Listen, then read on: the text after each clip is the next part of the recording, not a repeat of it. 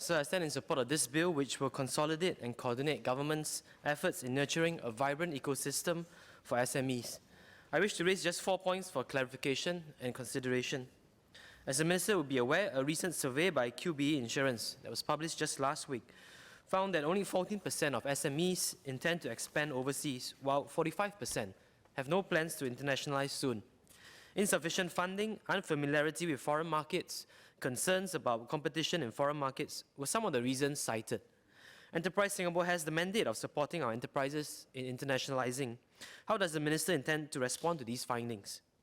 The merger of Spring and IE's Singapore is a significant undertaking, and Minister Iswaran has emphasized that the priority is to ensure a smooth transition. Assurance had been given that in the transition period, support for SMEs will not be affected, and companies can continue to apply for Spring and IE for assistance under the existing programs. At the same time, Enterprise Singapore is intended to streamline existing grants and provide a comprehensive suite of support from a single agency. Can Minister share whether he foresees any issues in harmonizing the programs of the two agencies and what steps will be taken to reduce any inconveniences to the companies? Further, I understand that SMEs accounts are currently managed by different agencies. Minister had highlighted efforts to streamline the account management so that there is a principal agency managing a particular relationship with a company, whether it is EDB, IE, or Spring. Can Minister provide an update on his efforts and clarify whether Enterprise Singapore will be the principal agency managing all SMEs accounts moving forward? Also, during question time in September 2017, Minister had alluded to the challenges in synthesizing the missions of two organizations and the concern that one may prevail over the other.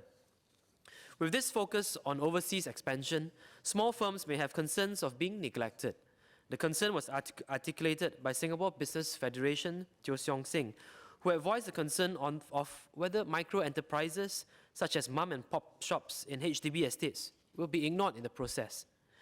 Minister Iswaran had articulated an inclusive mission to, quote, create globally competitive Singapore enterprises, which will apply to the whole range of enterprises from startups to scale-ups and large local enterprises, end of quote. He has emphasized that there will be no dilution or diminution in terms of service rendered to the wide swath of SMEs that we have in our ecosystem. While this is heartening to hear, can Minister share what concrete plans it has to ensure that small and micro enterprises are not neglected? I would also like to highlight the need to include sustainability as part of the conversation on the growth of SMEs.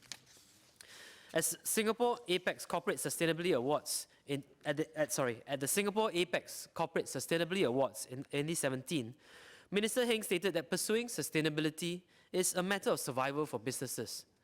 As highlighted by Minister Heng, study shows that sound sustainability standards lower a company's cost of capital and results in better operational performance. Investor demands and customer expectations are increasingly favoring sustainable businesses.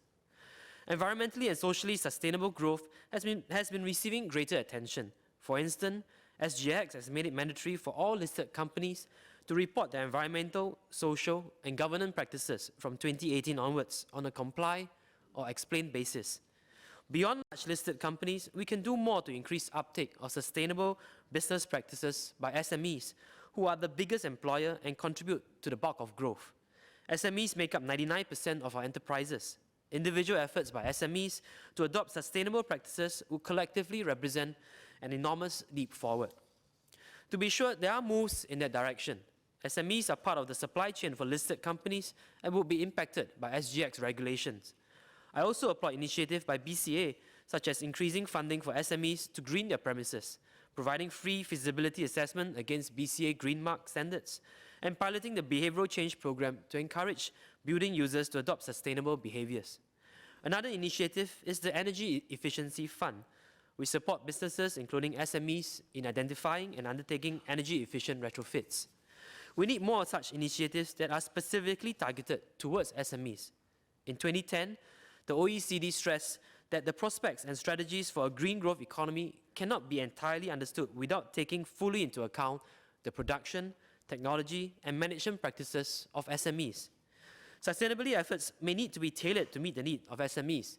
For instance, SMEs may face challenge costs, lack of resource, lack of time, or difficulty in implementing existing sustainability indicators that are too complicated to be adopted or too high level for practical usage by small companies.